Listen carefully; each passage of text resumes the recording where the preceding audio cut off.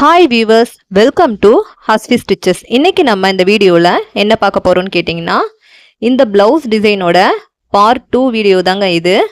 இதோட part 1 video நம்ம சேனலில் ஆல்ரெடி அப்லோட் பண்ணியிருக்கோம். அதை பார்க்காதவங்க ஒன்ஸ் அதை பார்த்துட்டு வந்துடுங்க. அதோட கண்டினியூட்டி தான் இது. அதில் நம்ம அந்த பேட்ச் எல்லாம் ரெடி பண்ணி வச்சுருப்போம். இப்போ அந்த பேட்ச் வைக்கிறதுக்கு நெக் பேட்டர்ன் ரெடி பண்ணிக்கலாம்.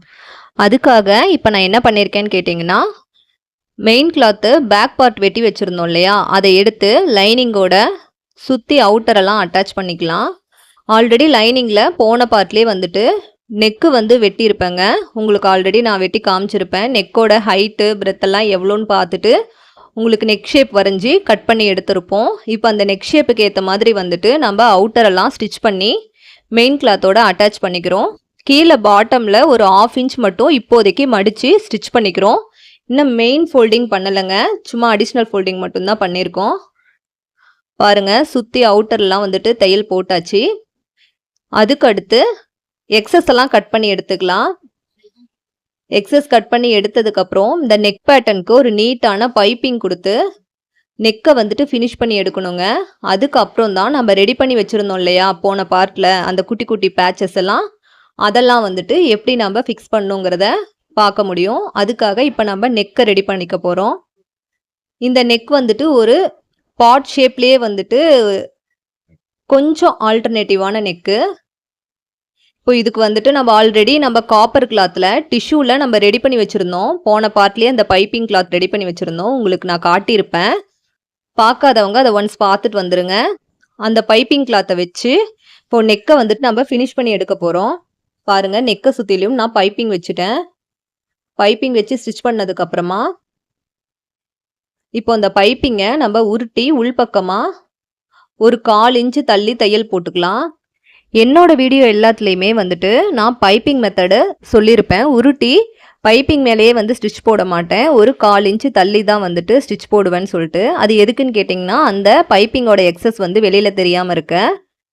நீங்களும் இந்த மாதிரி மெத்தடை உங்கள் ப்ளவுஸில் ட்ரை பண்ணி பாருங்கள். உங்களுக்கு ரொம்பவே கம்ஃபர்டபுளாக இருக்கும். அந்த எக்ஸஸ் எல்லாம் வெளியில் தெரியாமல் பைப்பிங் ரொம்ப சன்னமாக நீட்டாக இருக்கும். ட்ரை பண்ணி பாருங்கள். இப்போது நான் பண்ணியிருக்கேன் பாருங்கள்.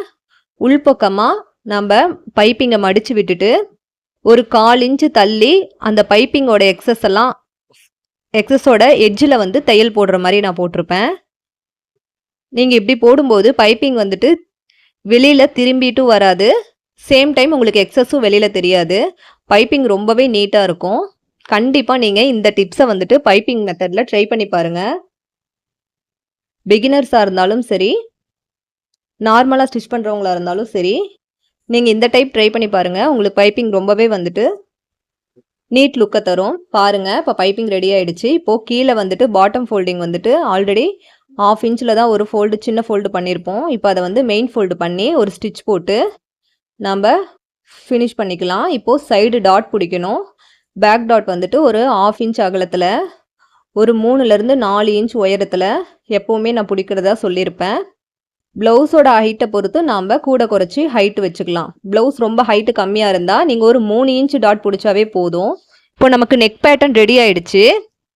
அடுத்து பேச்சஸ்லாம் எப்படி ரெடி பண்ணுறதுங்கிறத பார்க்கலாம். ஆல்ரெடி ரெடி பண்ணி வச்சுருக்க பேச்சஸை எப்படி இதில் பேட்ச் பண்ணுறதுங்கிறத பார்க்கலாம். பாருங்கள், இப்போ சைடில் 2 லென்த்தியான 2 பேட்ச் ரெடி பண்ணியிருக்கோம். அதோட ஒரிஜினல் பீஸை எடுத்து ஏரோ கரெக்டாக எந்த மாதிரி இருக்கோ அந்த ஏரோ கரெக்டாக ப்ளேஸ் பண்ணி அதோட அவுட்டரை நீங்கள் சுற்றிலும் மார்க் பண்ணி எடுத்துக்கோங்க. பாருங்கள், 2 பேட்ச்லையுமே ஏரோ எந்த இடத்துல இருக்கோ அந்த ஏரோ மேலே வர மாதிரி வச்சு அதோட மார்க்கிங்கை போட்டுக்கிறோம். எதுக்கு இந்த மார்க்கிங்னு பார்த்தீங்கன்னா, அந்த மார்க் பண்ணியிருக்க இடத்துல தாங்க நம்ம ஸ்டிச் போட போகிறோம். ஸோ இந்த மார்க்கிங் ரொம்ப ரொம்ப இம்பார்ட்டன்ட். கரெக்டாக அந்த ஒரிஜினல் பீஸை வச்சு மார்க் பண்ணிக்கோங்க. அதுக்கு முன்னாடி நாம் அந்த பேச்சஸ் எல்லாத்துக்குமே ஒரு ஓவர்லாக் போட போகிறோம். பைப்பிங் பண்ணியிருக்க அந்த இடத்த விட்டுட்டு மித்த சுற்றி இருக்க எல்லா இடத்துலையுமே நம்ம ஓவர்லாக் போட்டு அந்த பேட்சை ரெடி பண்ணி வச்சுக்கலாம். பாருங்கள், நான் எல்லாத்துலேயுமே ஓவர்லாக் போட்டுட்டேன். இப்போது நம்ம அட்டாச் பண்ணுறது எப்படிங்கிறத பார்க்கலாம். சைடு பேட்சில் மட்டும்தான் இப்போ நான் மார்க்கிங் போட்டிருக்கேன்.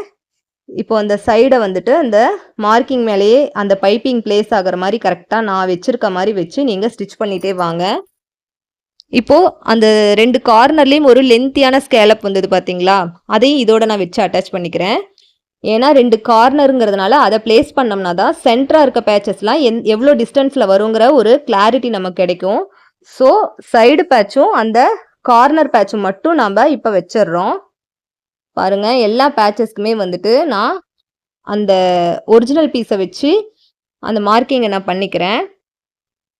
ஆனால் அட்டாச் பண்ணுறது பார்த்தீங்கன்னா சைடு பேட்சும் அந்த கார்னர் பேட்சும் மட்டும்தான். இதெல்லாம் வந்து சும்மா வச்சு பார்க்குறேங்க. எதுக்காகன்னு பார்த்தீங்கன்னா நமக்கு எவ்வளோ டிஸ்டன்ஸில் வருதுன்னு தெரிஞ்சாதான் அந்த சைடு பேட்சும் கார்னர் பேட்சும் வச்சு அட்டாச் பண்ண முடியும். பாருங்கள், அதை அட்டாச் பண்ணிவிட்டு அந்த பைப்பிங் மேலேயே ஸ்டிச் பண்ணிகிட்டே வந்து இந்த கார்னர் பேட்சும் சைடு பேட்சும் வச்சு ஃபினிஷ் பண்ணிக்கிறோம். இது கொஞ்சம் கஷ்டமான வேலை தாங்க. பட் டிசைன் வந்து பார்க்க ரொம்பவே சூப்பராக இருக்கும். ஸோ நல்லாயிருக்கும்னு நினைக்கும் போது வந்துட்டு கொஞ்சம் கஷ்டப்படுறதுல தப்பில்லை இல்லைங்களா? அதனால கொஞ்சம் ரிஸ்க் எடுத்து பண்ணுங்கள். பட் இதை ட்ரை பண்ணிட்டீங்கன்னா உங்களுக்கு வந்து ஃபுல் அண்ட் ஃபுல் பேட்ச் ஒர்க்கோட கிளாரிட்டி நல்லாவே வந்துடும். இப்போது ஸ்டிச்சஸ் வந்துட்டு நான் போட்டுட்டு திரும்பவும் அது மேலே ஒரு எக்ஸ்ட்ரா ஸ்டிச் போட்டு நான் ஃபினிஷ் பண்ணிக்கிறேன். அந்த ஸ்டிச்சுக்கு பக்கத்துலேயே ஒரு 1/4 இன்ச் தள்ளி ஒரு டபுள் ஸ்டிச்சாக போட்டு ஃபினிஷ் பண்ணிக்கோங்க. அடுத்து இப்போது அந்த கார்னர் பேட்சோட இன்னொரு சைடு ஸ்டிச் பண்ணவே இல்லை பாருங்கள். கீழே மட்டும்தான் நம்ம ஸ்டிச் பண்ணியிருப்போம். அதாவது பேட்சோட அவுட்டரில் மட்டும்தான் ஸ்டிச் பண்ணியிருப்போம். அந்த சைடு பேட்சும் கார்னர் பேட்சும் வந்துட்டு இன்னும் நம்ம ஜாயின் பண்ணியிருக்க மாட்டோம். அந்த ஜாயினிங்கே இப்போ நான் பண்ணிக்கிறேன் பாருங்கள். ஏன்னா கீழே மட்டும் நம்ம ஸ்டிச் போட்டதோடு நிற்குது. அந்த சைடு ஸ்டிச் இன்னும் நம்ம போடலை. அதையும் நம்ம டபுள் ஸ்டிச்சாக போட்டு கொஞ்சம் ஹெவியாக ஸ்டிச் பண்ணி ஃபினிஷ் பண்ணிக்கலாம். அடுத்து வந்து இப்போ சென்டர் பேட்ச் எப்படி பண்ணுறதுங்கிறத பார்க்கலாங்க. சென்டர் பேட்ச் பண்ணுறதுக்காக இப்போ நெக்கோட கரெக்டாக அந்த சென்டர் மார்க்கிங் வந்து பண்ணிக்கணும். அந்த இடத்துல தான் வந்துட்டு அந்த சென்டர் பேட்ச் வந்துட்டு ஃபிக்ஸ் ஆகணுங்கிறதுக்காக பாருங்க, அந்த சென்டராக மார்க்கிங் பண்ண இடத்துல அந்த பேட்சை வச்சு ஃபிக்ஸ் பண்ணதுக்கப்புறமா மீதி இருக்க 2 சைட்லேயும் எவ்வளோ டிஸ்டன்ஸ் இருக்குதுங்கிறத பொறுத்து தான் அந்த லெஃப்ட் அண்ட் ரைட் பேட்ச் வந்துட்டு அலைன்ஸ் ஆகும். அதுக்காக தாங்க பாருங்கள், இதுலேயும் நான் சென்டர் மார்க் பண்ணிட்டேன், பேட்சோட சென்டரையும் நான் மார்க் பண்ணிட்டேன். அந்த ஒரிஜினல் பீஸை வச்சு அந்த எக்ஸஸையும் மார்க் பண்ணதுக்கப்புறமா ஃபர்ஸ்ட் வந்துட்டு அந்த சென்டர் பேட்சை வந்துட்டு அட்டாச் பண்ணிக்கிறோம். அட்டாச் பண்ணிட்டு தான் நம்ம லெஃப்ட் அண்ட் ரைட் பேட்ச் வந்துட்டு எங்கே ஃபிக்ஸ் ஆகுதுங்கிறதையும் நம்ம அதையும் அலைன்ஸ் பண்ணி அதையும் அட்டாச் பண்ணிகிட்டே வந்துடணும். நம்ம லெஃப்ட் ரைட் பேட்ச் வச்சதுக்கப்புறம் அப்படியே வரிசையாக அட்டாச் பண்ணோம்னா நமக்கு பேட்சோட டிஸ்டன்ஸ் வந்து ஒன்று மேலே ஒன்று கரெக்டாக இருக்காதுங்க. ஆனால் நீங்கள் இந்த மாதிரி பண்ணும்போது உங்களுக்கு ஈவனாக ஒரே டிஸ்டன்ஸில் உங்களுக்கு 3 பேட்சும் வந்துட்டு பிளேஸ் ஆகும். எல்லா பேட்ச்லையுமே அந்த ஒரிஜினல் பேட்சை வச்சு நீங்கள் அதோட அளவை மார்க் பண்ணதுக்கப்புறம் அந்த மார்க்கிங் மேலே தான் வந்துட்டு அந்த நெக்கோட அவுட்லைன் வர மாதிரி நீங்கள் கரெக்டாக ஃபிக்ஸ் பண்ணணும். கொஞ்சம் வந்துட்டு நான் என்ன பண்ணியிருக்கேங்கிறத பொறுமையாக பார்த்தீங்கன்னா உங்களுக்கே புரியும். இப்போ எல்லா பேட்சையுமே வச்சு ஸ்டிச் பண்ணியாச்சு. அதில் பக்கத்துலேயே இன்னொரு ஸ்டிச் போட்டு நீட்டாக ஃபினிஷ் பண்ணிக்கோங்க. ஒரு ஸ்டிச்சுக்கு இன்னொரு ஸ்டிச் போட்டு கூட நல்லா ஹெவியாக பேட்ச் அட்டாச் பண்ணிக்கோங்க. பாருங்க, இப்போ எல்லா பேட்சையுமே அட்டாச் பண்ணியாச்சு. இதுக்கு மேலே வந்துட்டு இன்னொரு 4 பேட்ச் அட்டாச் பண்ண போகிறோம். நான் நெக் டிசைனில் காட்டின மாதிரி அதுக்காக சாரியோட 1 சைடு பார்டரே எடுத்து வச்சிருக்கிறதா நான் பார்ட் 1 வீடியோவில் ஸ்டார்டிங்லேயே சொல்லியிருப்பேன். இன்னொரு சைடு பார்டர் வந்துட்டு நல்லா அகலமாக இருந்தனால அது ஸ்லீவுக்கு வந்து யூஸ் பண்ணிட்டோங்க. இது வந்து சின்னதாக இருக்கிறதுனால நம்ம இந்த பேட்ச் ஒர்க்குக்காக எடுத்து வச்சுருந்தோம். பாருங்கள், அந்த குட்டி குட்டி பேட்சை வந்துட்டு நாம் ரெடி பண்ணி எடுத்தாச்சு. பாருங்கள், இந்த மாதிரி நம்ம ஸ்கேலப் டைப்பில் ஆஃப் சர்க்கிள் கட் பண்ணி எடுத்துட்டு அதை வந்துட்டு நாம் அந்த பார்டரில் வச்சு அட்டாச் பண்ணி தைச்சி திருப்பிக்கலாம். அந்த ஆஃப் சர்க்கிளை மட்டும் ஃபோல்டிங் ஃபினிஷிங் கொடுத்ததுக்கப்புறமா அதை வந்து நம்ம இந்த நெக் பேட்டர்னில் அட்டாச் பண்ண போகிறோம். பாருங்கள், 4 பேட்ச் அதுக்கு தேவை. அந்த 4 பேட்சுமே இந்த ஸ்கேலப்போட இடையில வர மாதிரி இருக்கும். அந்த 4 பேட்சையுமே வந்துட்டு இப்போ நம்ம பார்டர் வச்சு ரெடி பண்ண போகிறோம். அது எப்படின்னு பார்த்தீங்கன்னா, அடிஷ்னல் லைனிங் ஒன்று எடுத்துக்கலாம். எடுத்துட்டு இந்த பேட்ச் எல்லாம் வச்சு நம்ம அந்த எக்ஸஸ் 1/2 இன்ச் விட்டு கட் பண்ணுவோம் இல்லைங்களா, அந்த ஸ்டிச்சிங்க்கு நம்ம எக்ஸஸ் கட் பண்ணிவிட்டு அதை வச்சு நம்ம இதை தைச்சி திருப்ப போகிறோம். பாருங்கள், இந்த ஆஃப் சர்க்கிளை வந்துட்டு தைச்சி திருப்பி எடுத்துட்டு ஒரு டாப் ஸ்டிச் போட்டு அந்த பேட்ச் எடுத்துகிட்டு வந்து நம்ம இங்கே சென்டராக அட்டாச் பண்ண போகிறோம். அதுக்காக ஒரே மாதிரி 4 பேட்ச் நம்ம ரெடி பண்ணணும். எல்லா பேட்ச்லையுமே நீங்கள் பைப்பிங் எதுவுமே கொடுக்க வேணாங்க. அந்த சர்க்கிளை மட்டும் ஸ்டிச் பண்ணி நீங்கள் அடித்து திருப்பிக்கோங்க. திருப்பிட்டு நீங்கள் அந்த பேட்சை ரெடி பண்ணி வச்சுக்கோங்க.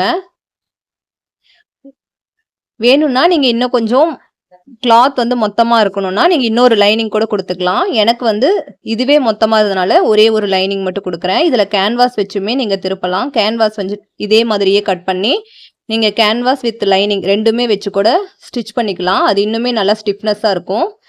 ஆனால் நான் வந்துட்டு வெறும் கிளாத் மட்டும்தாங்க வச்சுருக்கேன். பாருங்கள் 4 பேட்ச்மே ரெடி பண்ணிட்டேன். இதை வந்துட்டு இப்போது நம்ம நெக்கில் எப்படி அட்டாச் பண்ணுங்கிறத இப்போது நான் காட்டுறேன் பாருங்கள். இப்போ நம்ம ஆல்ரெடி ரெடி பண்ணி வச்சுருக்க நெக் பேட்டர்ன் எடுத்துக்கலாம். அந்த நெக் பேட்டர்னோட 2 ஸ்கேலப்புக்கும் இடையில இருக்க அந்த கேப்பில் இந்த லாஸ்ட்டாக ரெடி பண்ணி வச்சுருக்க பேட்ச் வந்து கரெக்டாக பிளேஸ் ஆகிற மாதிரி நாம் ஸ்டிச் போட்டுக்கலாம். பாருங்கள் எல்லா பேட்சுமே வந்துட்டு அந்த ஆஃப் சர்க்கிள் மட்டும்தான் வந்துட்டு தெரியணும். அந்த ஸ்கேலப் மட்டும்தான் தெரியணும். ஃபுல் பேட்ச் அட்டாச் பண்ணக்கூடாது. அந்த கேப்பில் கரெக்டாக அந்த ஸ்கேலப் மட்டும் அழகாக தெரிகிற மாதிரி நீங்கள் 4யுமே வந்துட்டு அட்டாச் பண்ணிக்கோங்க. நான் அட்டாச் பண்ணுற மாதிரி. நீங்கள் ஃபர்ஸ்ட்டு வந்துட்டு அந்த 4 ஸ்கேலப்போட மட்டுமே விட்டாலுமே அந்த நெக்குமே நல்லாயிருக்கும். ஆனால் இவங்க கிளைண்ட் கேட்டிருந்தா அந்த நெக்கில் வந்துட்டு இந்த எக்ஸ்ட்ரா பேட்சுமே வந்துட்டு கொடுத்துருந்தாங்க. ஸோ அவங்களோட கஸ்டமைசேஷனுக்கு தகுந்த மாதிரி நாம் ரெடி பண்ணியிருக்கோம். உங்களுக்கு எது கன்வீனியன்ட்டோ அதோடையே நீங்கள் நிறுத்திக்கலாம். நீங்கள் ஃபர்ஸ்ட்டு நம்ம 2 சைட்லேயும் ஒரு பேட்ச் அட்டாச் பண்ணோம் பார்த்தீங்களா, அதை மட்டும் வச்சு கூட நீங்கள் நெக்கை ஃபினிஷ் பண்ணிக்கலாம். அடுத்தடுத்து நம்ம வச்சுருந்தோம் இல்லைங்களா, சென்டராக வச்சு நம்ம லெஃப்ட் அண்ட் ரைட் பேட்ச் அதோடைய மட்டுமே நிறுத்திக்கலாம். இல்லையா நீங்கள் இது வரைக்கும் கூட பண்ணிக்கலாம். பாருங்கள் நான் 4 பேட்சையுமே அட்டாச் பண்ணிட்டேன். நெக்கு ரொம்ப நீட்டாக வந்திருக்கு. அவ்வளோதான் வீவர்ஸ், இந்த நெக் பேட்டர்ன் இதோட முடிஞ்சிருச்சு. இதே மாதிரி நீங்களும் உங்கள் ப்ளவுஸுக்கும் வச்சு பார்த்துட்டு எப்படி வந்ததுங்கிறத கமெண்ட்ஸில் சொல்லுங்கள். ஏதாவது டவுட் இருந்தாலும் கமெண்ட் செக்ஷனில் சொல்லுங்கள், நான் கிளியர் பண்ணுறேன். இதே மாதிரி உங்களுக்கும் ப்ளவுஸ் ஸ்டிச் பண்ணணும்னு தோணுச்சுன்னா ஸ்க்ரீனில் தெரிகிற வாட்ஸ்அப் நம்பருக்கு வாட்ஸ்அப் பண்ணி உங்களோட ஆர்டரை ப்ளேஸ் பண்ணிக்கோங்க. கொரியர் மூலிமா நம்ம எங்கே இருந்தாலும் ரீச் அவுட் பண்ணிக்கலாம். இதே மாதிரி மோஸ்ட் இன்ட்ரெஸ்டிங்கான நெக் வீடியோஸ்க்கு நம்ம அஸ்வி ஸ்டிச்சஸ் சேனலை சப்ஸ்கிரைப் பண்ணி சப்போர்ட் பண்ணுங்கள். லைக் பண்ணுங்கள், ஷேர் பண்ணுங்கள். உங்களோட வேல்யூபிளான கமெண்ட்டை நீங்கள் ஃபீட்பேக்காக சொல்லுங்கள். இவ்வளோ நேரம் உங்களோட கோல்டன் டைமிங்கை கொடுத்து என்னோட வீடியோவை பார்த்ததுக்கு ரொம்ப ரொம்ப நன்றி வீவர்ஸ். இதே மாதிரி இன்னொரு இன்ட்ரெஸ்டிங்கான நெக் வீடியோஸில் நம்ம மீட் பண்ணலாம். ஓகே வீவர்ஸ், பாய், தேங்க்யூ.